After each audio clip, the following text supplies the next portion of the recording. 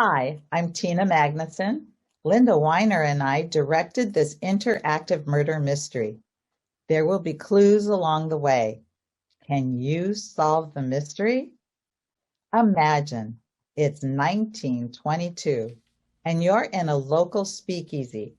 You're dancing to Charleston, drinking bootleg whiskey, smoking Lord knows what, and enjoying jazz played by the hottest group in town. Oh, I see our MC, Jeff Sinclair. Let's listen to what he has to say. Welcome one and all to the Caterpillar Club. The year is 1922, and the Prohibition Act was forced the closure of all drinking establishments. Speakeasies, like the first in the city, the Caterpillar Club, have sprung up everywhere. Charles Lucky Coleman owns the joint and has connections to some of the hottest jazz talent in the city.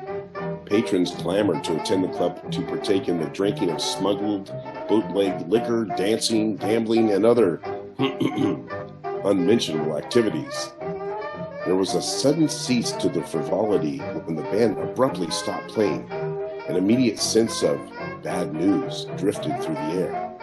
Then someone cried out, "There's been a murder!"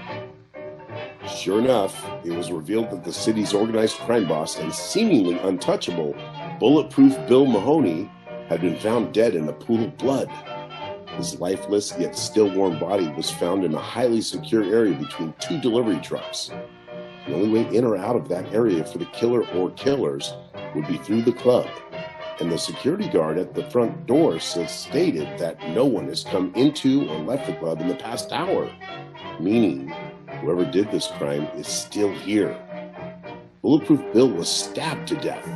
The only clue to the case is a rather small footprint, either that of a woman or perhaps a smaller-footed man found close to the body. Your questions to the potential suspects tonight regarding a motive, means, or opportunity to kill Bulletproof Bill will be crucial to solving this case. Questions like, where were you in the last hour? Can anyone verify your whereabouts? Did you see anything suspicious in the club tonight? And how did you know the deceased? The burden is on all of us to solve this murder. Good luck. Now let's meet our suspects. First off, Lucky Coleman. Tell us a little bit about yourself. I'm Mr. Charles Coleman, but you can call me Lucky. Everyone does. And everyone will tell you that I'm a self-made businessman. And if you're ever in town, make sure you stop by my club, the Caterpillar Club. It's the hottest place in town. Oh, and this is my dame. I'm Marion Coleman. I was born in a very poor part of New York and to a very poor family. But then I got lucky because I met Lucky. Right. And he loves me so much. He buys me furs. He buys me jewelry. I love him so much. I would do anything for my Lucky. All right, let's hear from Knuckles Carbine. My name is Knuckles. That's because that's how I take care of business, okay? Got one fist of iron and the other of steel. The right one don't get you, then the left one will. One of the things I do, I don't carry a gat, okay? I've been shot, I don't know how many, at least like 9 times. And that's why my boss is called Bulletproof Bill. And I guard Bill day and night, and it's like, I don't know, it's kind of strange sometimes. I'm there guarding him and ain't just him, you know, you get my feeling. So anyway. All right, thank you very much, Knuckles. Let's hear from Hazel Turner. Hazel, what's your story? Hi, I'm Hazel Turner. I was just about to be introduced to society when the Prohibition began. I wanted to do something bold and daring. I sneak out every night to go to the Caterpillar Club, where I drink and I smoke all night long. Father thinks I have a waitress job at night, so he doesn't question me. And I fit right in, and I've never looked back. All right, fantastic. Let's hear from Winks Strathmore. Winks. You don't need to know my name, but everybody calls me Winks, apparently for obvious reasons. There's just two things you need to know. When it comes to negotiating, I'm at the top of the list. And when it comes to guns, I never miss. There you go. Louisa Payne, what's your story? Well, in case you haven't seen a film in the last few years, I'm Louisa Payne, the Louisa Payne. I am the most famous film star in the world. Men want me and women want to be me. They copy my hair, my makeup, and my style. You know, when I'm in Hollywood, it's such a bother. People are always watching me, taking pictures and writing articles. It's such a bore. So when I come here, I love it because I can let my hair down, so to speak. And the bottom line is, nobody is going to say they saw me here because that would be illegal. Hubba hubba, Louisa. Bag of Bricks, tell us what you're all about. My name's Stodgy Turner, and they call me Bag of Bricks. They call me that because I can't swim. I mean, you drop me in a river, and I'll sink like a stone. But I've got a little import business, and I'm looking to expand it, so I thought I'd come in tonight and have a drink and listen to the band. Fantastic. June Jenkins, tell us what you're all about. Hi, I'm too, sophisticated, and I have such a high-class group of friends, but I have a very special reason for being here tonight. And you'll probably find out soon enough. Okay, well, we'll keep an eye on that. Mr. Joe Little, tell us what your story is, please. Hi, I'm Joe Little. I work for Lucky. My job is to guard the door to the Caterpillar Club.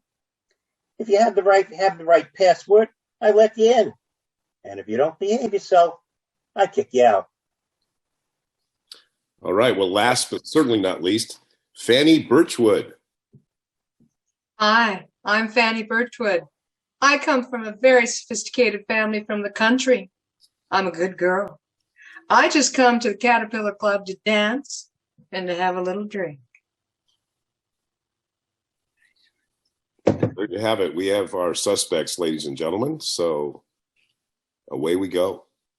Now listen, I know you all came here to have a good time, but unfortunately, as we all know, a very good friend of ours, Bulletproof Bill, was found murdered outside the back of my club. Now, no one's going to come in. No one's going to go out. You hear me?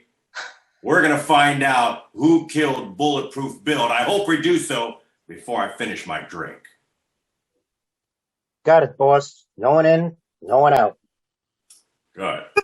Now you tell me, Joe, did you frisk everyone at the door, or did you take a bribe to let people in with weapons? How many times have I had to have a talk with you about that? Well, there was a crowd of people at the door at times, and I might have missed some frisking, especially the men. I made sure to frisk the women, That's not true. I came in right after Bricks and his gang, and Joe, you did not check them for weapons, but you stopped me, and I was shocked. You just waved in Bricks and his gang. So, Stodgy, why did Joe let you and your goons in? Did you pay him off? You better watch your back, Lucky. Joe shouldn't be trusted. Why would I do that? I got nothing to hide. I'm just in here to have a couple of drinks, have a good time. That's it, at least until I saw my daughter Hazel here. I mean, what are you doing here? You told me you had a waitress job at night. God, this is a dangerous place, for crying out loud. You can get hurt. You can even get arrested. I don't know. We're going to have a talk. Got to have a talk. A long talk. Longer than you think. Can't hear you, hussy. What'd you say? You can't hear the hussy. Yeah. Listen, I've Hazel. got nothing to say anyway. Listen, Hazel, I know you have something to say, and we want to hear it. So why don't you make sure that we can hear you loud and clear, huh? Okay, what are you doing here, Daddy? You're never home anymore. And I asked someone here, who you were, and they said you were the baddest gangster in town. I was trying to hide from you, and I hid in a chair right behind Lucky Coleman and a bunch of my friends, and I was trying to get out before you saw me. You've wrecked my fun. I cut my hair real short, and I bought a fancy dress with fringe all on it, and the men, they just line up to dance with me. What am I going to do now? Everyone knows who you are, and there was a murder here tonight. Woo! Everything has changed. Maybe my friends won't be friends with me anymore because of you, because you're a big gangster. Well, I want to know, Daddy. I want you to know something very much. I am very, very, very, very upset tonight. Oh, by the way, June, I think I know you. I've seen you before, or I've heard about you somewhere. And aren't you a little bit old to be in a club like this place? Of course not. So you do remember me. I was your mother, Glenda's best friend. What would she think if she saw you in this speakeasy? Your mother on her deathbed made me promise to watch over you and your father and make sure that you didn't get off the right track. Looks like it's way too late for your father. But Hazel, come with me. Let's get out of here. Now listen, nobody's leaving. I said it once and I'll say it again. Now remember, we're all here to solve a murder. So keep your personal problems to yourself. Now, Fanny, you've been good for business. Men like you. I'm paying you to keep an eye on certain men, especially Bulletproof Bill. I hear that you were seen in the washroom with a cut on your arm. How do you explain that, huh? Well, I was just doing what you asked me to do, Lucky.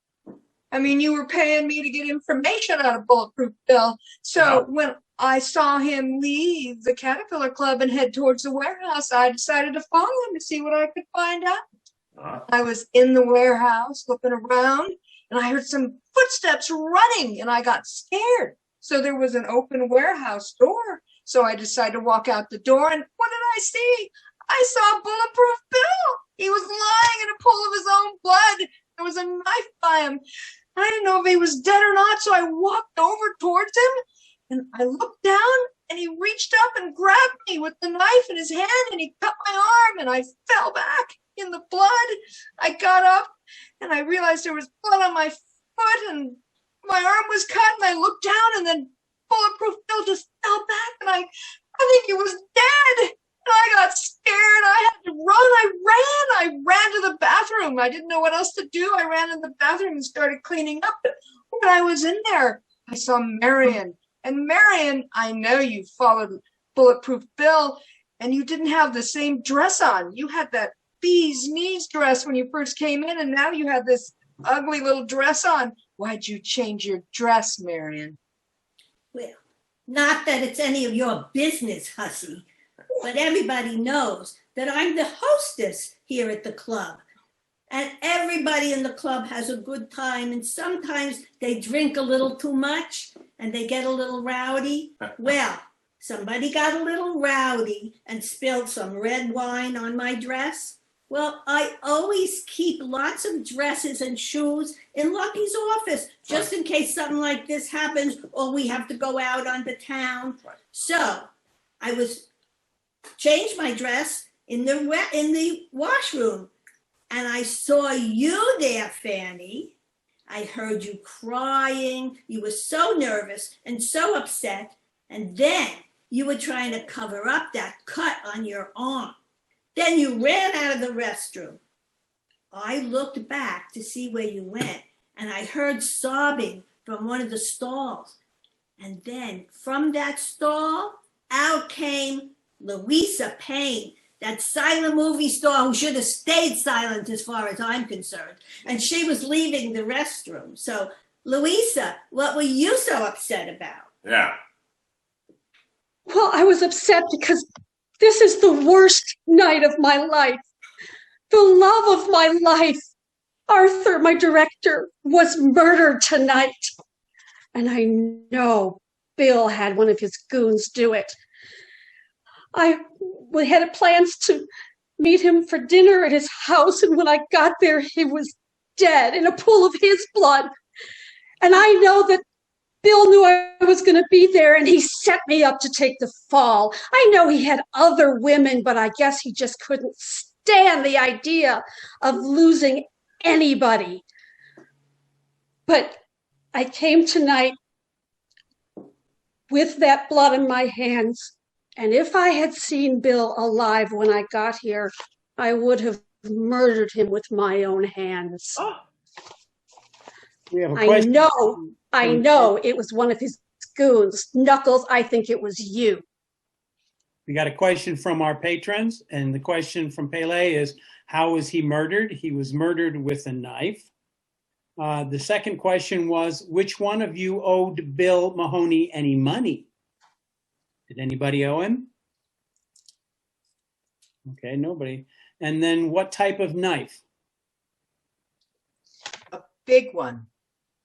Ask Fanny, she saw the knife. You saw it. It was a big one. It was really big. It was scary. Listen, Fanny, we don't need to know the size. I want to know what type of a knife it was. Well, it wasn't a steak knife. It was a big knife. And it looked like, you could really do damage to somebody with that knife. And whatever kind of knife it was, must have had some blood on it somewhere. I'd sure like to see Marion's dress that she changed out of, because I'll bet you there's some blood on that dress. And if there is, you're going to have a lot of explaining to do. Well, I got a question for Joe. Joe, did you frisk Lucky and Marion when they came in tonight? You always frisk me. I don't need to frisk my boss. That's right. That's right. All right. Now, Winks, what have you got to say for yourself, huh? I got 3 things to say.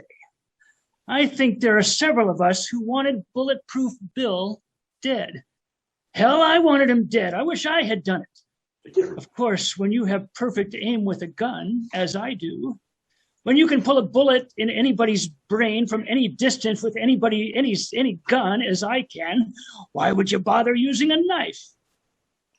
Number 2, and speaking of weapons, some of you seem to be obsessed with Joe Little. You seem to want to know, did he frisk everybody? Did he find all the weapons? Did he leave anybody out? Did he take any money? You know what I think? It doesn't matter.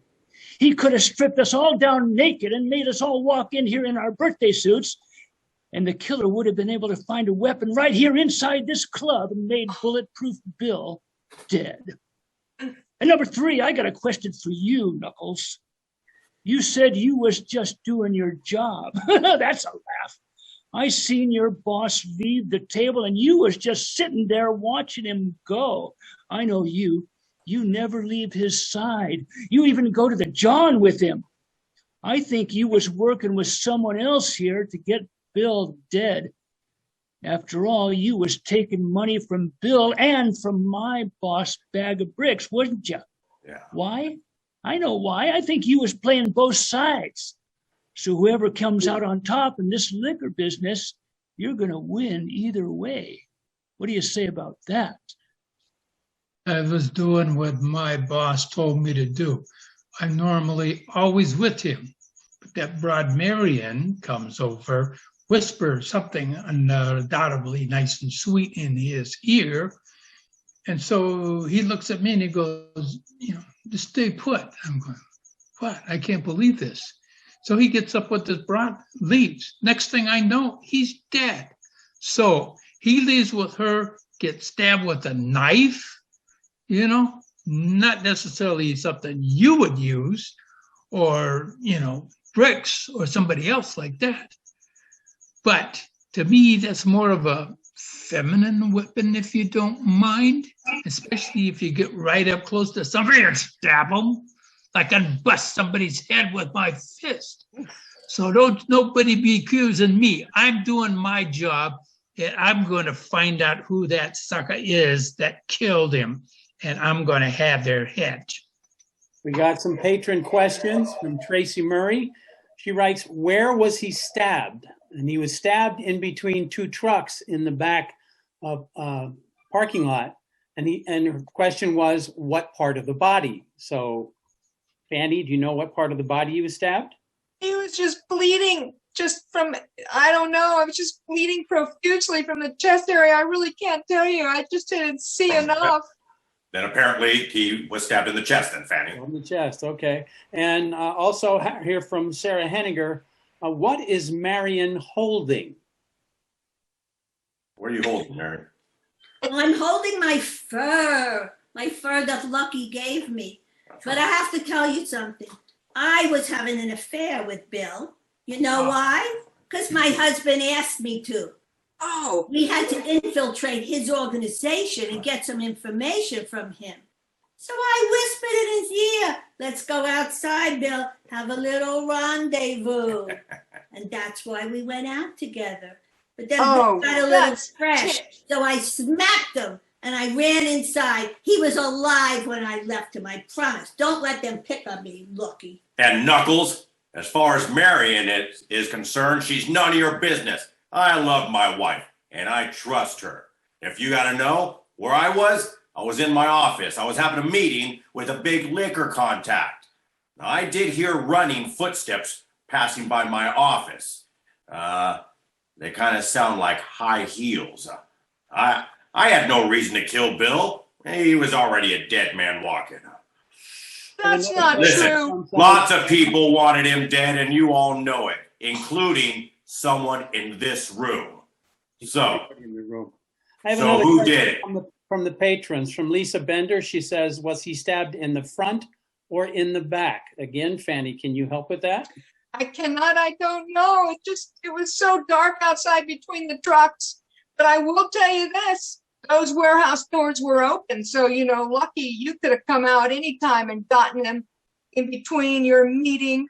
You could have snuck in and out. And I know you wanted all that information so you could get control of the liquor business. You Listen, definitely Fanny, had a reason. You can't get information from a dead man. And all I've been hearing from you all night are lies. You didn't know where he was stabbed, and then you said the chest. And then you say you didn't know what kind of a knife it was, but apparently you do. You saw him, you saw the wound, you saw the knife, you were there. That's because I came upon him after he'd been stabbed. I got no reason to stab him. I mean, every time I got information out of him and gave it to you, you paid me. So why would I stab somebody that I made money off of? That doesn't make any sense. Maybe. I know you're the one who wanted to get the information so you could control the liquor business. You're the one who had motive. I'd like to know where you were all night long. As I told you, at the time that he was killed, I was in my office. The rest of the night, I was mingling in the club. However, Louisa, you, people, especially men, seem to drop dead in your presence. What have you got to say for yourself? Well, when I first got here, I was so devastated about Arthur's murder that I would have killed Bill. But So you've said. I wanted to get into the talkies, and Bill could have made that happen. There's no way I would have wanted him dead. We've got another question from a patron, Jeff Sinclair. He says, Louisa P., did you kill Bill? I heard your fear of bricks made you do whatever he wants. True? My fear of Stodgy Turner? Yeah. My fear of Stodgy. Well, Everybody's afraid of Stodgy. but bottom line, I actually think it was a conspiracy because I know that Knuckles, for instance, not only went to the bathroom with him, he also slept next to him in a chair at night. So the fact that he was out there, that he was sitting there and letting Bill go out by himself is pretty fishy. And I bet Bag of Bricks was the one that told him to do it. Miss Fanny, I didn't do anything, Birchwood. We know that you were working for Lucky and following Bill, and you also knew that Bill had the hots for me. You were jealous. Jealous. You were jealous. That's right. Oh, jealous of that old stodgy dude? No way. He was disgusting. You're the one that was having an affair with him. I bet you Lucky got jealous. Decided it had gone too far when you guys started smooching out there. You admitted to it. That's just disgusting. Which leads into a wonderful question here from Pele. Was one of the women having an affair with Bill? I think the operative word is one, which I think we should convert to plural. Yes, I said I was having an affair with Bill. Lucky. It was an orchestrated affair. There were no feelings there. It was all business. We were playing him for a fool and getting all the information from him. So yes, I was having an affair. Fanny was jealous. I wasn't jealous. Another question from one of the patrons. Who benefits the most by his death? I think the answer to that is anybody in this room. That's right. No way. I didn't benefit it. I made money every time he talked to me. I didn't want him dead. Whatever happened to the knife? Whatever happened to the knife? No one's talked about that. Oh, I don't know. It was there when I left him. Here's a question from Aniez. Lucky, it is very easy to open the door between your office and the warehouse. You had a motive and the means and the opportunity. Now look it. The office, if you think I did, I'll tell you this right now, Fanny. You can hear those doors open. They're garage doors, as a matter of fact. They're the shipping and receiving doors. If I had heard those doors open or if someone had opened them, I would have known it. The only way in or out to the back door during a night like tonight was through the hall all the way around. Only someone light-footed could have gotten out without being heard. That's not true. Those warehouse doors are heavy. And if anybody would have heard it, it would have been you because you were opening it. You're the only one that could have done it without anybody else knowing they were being opened because your office is right there. So you're the one who opened that door. And I tell you, I may not have liked him. No one here did. But he was good for business. There's no reason that I would have killed him. I don't need to be a murderer to be a businessman in this town. All I need is a little luck. Daddy, You used to be. Daddy, did you murder him now that you're a gangster and a thug and a bad man? Look, there's every reason for Lucky to want him dead. Everybody knew that Bill wanted a piece of the action and he wanted to own the Caterpillar Club. So your wife having an affair with him just gave you the opportunity to say, honey, go in the kitchen and get a knife so you can encourage Bill to lay off for a while. You're the one who wins from all this. You listen now, Bricks. The murderer is someone in this room. This we know. And I know everyone here. But there's a stranger among us. Who are you, cowboy? Where'd you come from? Who, me? Yeah, you. Never met you. Never seen you around before. Yes, you have. I'm here all the time. I'm here almost every night. I enjoy oh, by the way, you've got really good booze here, which is one reason I come. The other reason is because you got some really good looking ladies and it's, eye candy. Yeah. So I enjoy coming around, but I also carry a badge. So got another question here from Shelley. What kind of weapon does Joe carry? It's okay, Joe. Tell I don't carry any weapons. I just got my hands. That's it. Yeah, and that's the same thing for Knuckles. He just carries his knuckles, so it's about the same. Another question here from Sarah Henniger. More men are killers than women. Okay. Need to look more close at stodgy. That white hat doesn't fool me. I'll tell you this, young lady, whoever asked that is just because women are better at concealing their crimes. They get away with it more often than men. That's right. Okay. Well, that won't happen here tonight. Here's an anonymous attendee. Is there any estimate of the time of death? Yeah. Annie, you were out there. What time did you find the I body? don't know. It was late. That's all I know. People have been drinking and dancing for a while. There's a lot of things that you don't know, Fanny. That's because I didn't kill him. Yeah. Yeah. We're gonna find out. My drink's almost done. Okay, here's another question from Smer. What was the special reason for June Jenkins to go to the club tonight? Yeah.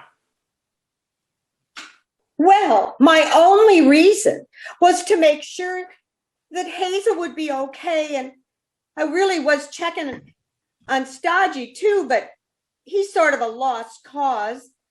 Promised his former wife before she died that I would watch over them. Oh, none of your business. Here's a question from Wendy. Winks is way too quiet. What does he think? Winks is a smart one. I can say whatever I need to say. I just haven't got much to say. I'm just listening. I'm just winking. And I'm just wondering if I need to put a bullet in somebody. Hey. Wait a minute. We're trying to find the first murder. We don't need any more. Have a question here from Bob and Johnny May. Marion Coleman, did you kill Bill? While Bill lies in a pool of blood, you changed your dress. Your motive was to gain information for your husband, Lucky. Yes, that's right. I met with Bill. We had a little, and Bill got a little handsy with me. So I smacked him and I ran out. And when I went back in the club to continue my hostessing duties, somebody bumped into me with a glass of red wine, spilled it all over my dress. And that's when I headed for the wash. And we have another question from Pele. Did Lucky have a weapon in the office? I never carry a weapon on me. I'm not a gangster. I'm a businessman.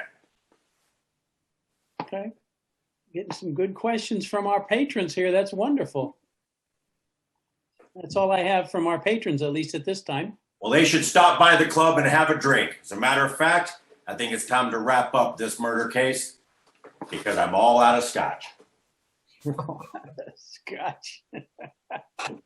Okay, so we've got some, everybody here obviously had a motive, a means, and a potential opportunity to perform the lethal deed. The question we have to find out is who was that person or persons who became the murderer and climbed higher up on the hierarchy of the goons in the area. So by the authority investigated in me, I'm going to reveal the big reveal. Okay. Caterpillar Club patrons, you question the suspects. You do have a theory about who stabbed Bulletproof Bill. In other words, who done it? You may have supposed to choose from, all of whom have a motive, and many leads to follow. Remember that a woman's shoe print was discovered in the blood surrounding Bulletproof Bill's dead body. Was this a woman or a small man? Fanny was hired by Charles Lucky Coleman to feed him information she overheard while at his club each night and to keep a close eye on Bulletproof Bill. She did. Tonight, she noticed that Bulletproof Bill left the club and she followed him, hoping to overhear something. If she got some good dirt on Bill, she thought she could get some more money out of Lucky. Instead, she stumbled upon Bulletproof's body. Fanny leaned over Bill, checking to see if he was still alive, and accidentally stepped in the blood. The nearly dead and still conscious Bulletproof Bill, not thinking straight or on account of the fact he was dying, grabbed the knife lying beside him and feebly attempted to stab Fanny. He missed, leaving Fanny with a gash in her arm. and then he died. Worried she would be blamed for his murder, Fanny ran to the washroom, cleaned up her wound, covered it as best she could with makeup, and returned to the party area as though nothing had happened. So if Fanny found Bulletproof dead after he had been stabbed, who was the actual killer? Many gangsters in the city wanted control of organized crime, but no one was in a better position to run things than Charles Lucky Coleman. Lucky was a businessman in the shipping industry with many contacts, ships, and warehouses. Smuggling was a natural transition for him. What Lucky didn't have, though, was a reputation for being hard or have a bunch of goons working for him, which he needed to become a gangster. So he formulated a plan. First step was to bump off the crime boss and seemingly invincible bulletproof Bill Mahoney. With Bill dead, there was only a few others he would have to get rid of in order to gain control of the city. Then he would be tough. He would have tough guys and goons who would want to work with him. The word was it that no man and no bullet could kill Bulletproof Bill. One night, Lucky noticed that Bill was eyeing his Lucky's own wife, Marion Coleman. If no man and no bullet could kill Bill, what about a woman with a knife? A woman who's had Bill's trust and could get close enough so that he would let his guard down. A woman like his wife, Marion. Lucky trusted Marion's ruthless desire for power and money, so the two hatched a plan and set it in motion.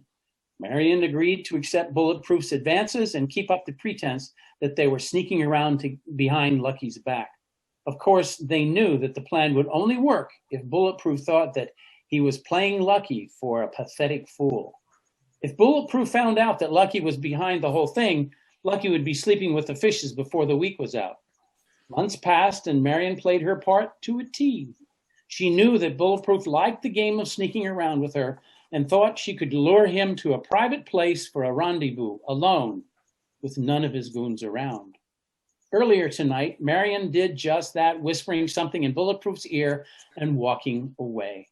A few moments later, Bulletproof stood up to leave, and when his bodyguard, Francis Knuckles Carbine, tried to follow him, Bulletproof told Knuckles to leave him for a few minutes, that he would be okay. Famous last words. What did Marion whisper in Bulletproof's ear? Meet me between the trucks and leave the goon. I don't like Knuckles following us around. Bulletproof agreed, and minutes later, while in an amorous embrace, Marion retrieved a dagger she had concealed in her dress and stabbed him. She left him there to die, not even waiting until he had drawn his final breath before she ran away.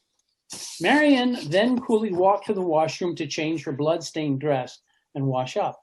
She had already changed and was freshening up when Fanny walked in. Fanny was in the washroom with a similar situation, wash away the evidence in her case to clean up the stab wound in her arm. Seeing the gash on Fanny's arm and blood on her shoe, Marion realized that Fanny would be the perfect scapegoat. So during the investigation, she'd offered up information to make Fanny look guilty to divert suspicion away from herself. So who is or are guilty of tonight's murder in the Caterpillar Club? Marion and Lucky Coleman. You guys did it. The guys will be here shortly to take you to the Bar Hotel.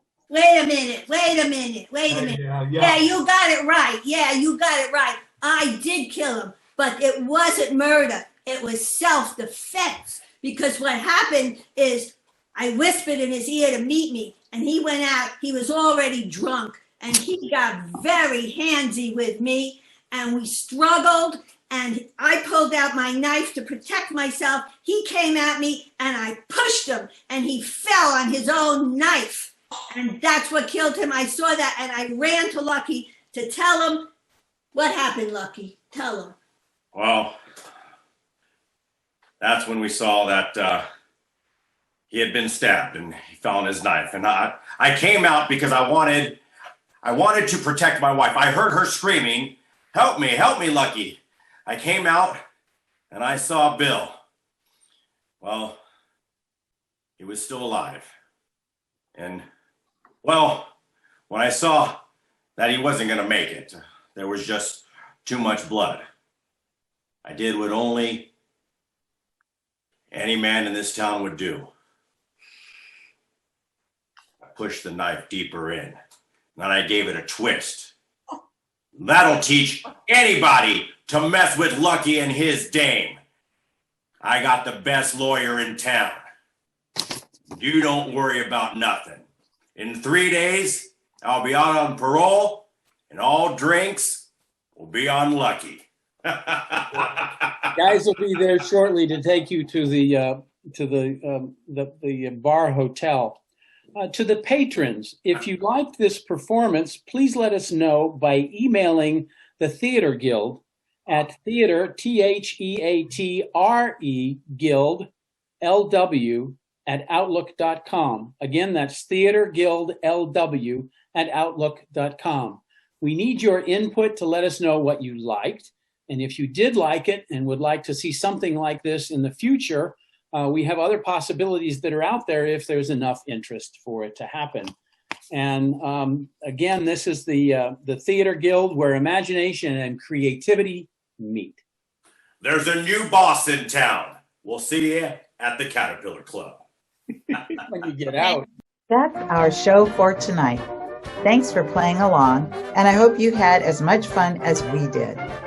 A very special thanks to There's No Show Without Joe Selikoff for your unmatched patience and technical expertise. And your suspects were Bear Sanchez, Lucky Coleman, Barb Torino, his wife Marion, Joe Little, Erwin Rosenfeld, Stodgy Bag of Bricks Turner, Charlie Huntsman, Hazel Turner, his daughter, Diane Johansson, Fanny Birchwood, Madeline Enbright, Wink Stradmore, Paul Kratzer, June Jenkins, Sandy O'Connor, Alan Clark, Knuckles Carbine, Janet Harrison, Louisa Payne. The detective, Nellie at Ease, was John Calthal, and your MC was Jeff Sinclair. This is Tina Magnuson and Linda Weiner saying good night from Theater Guild. See you next month.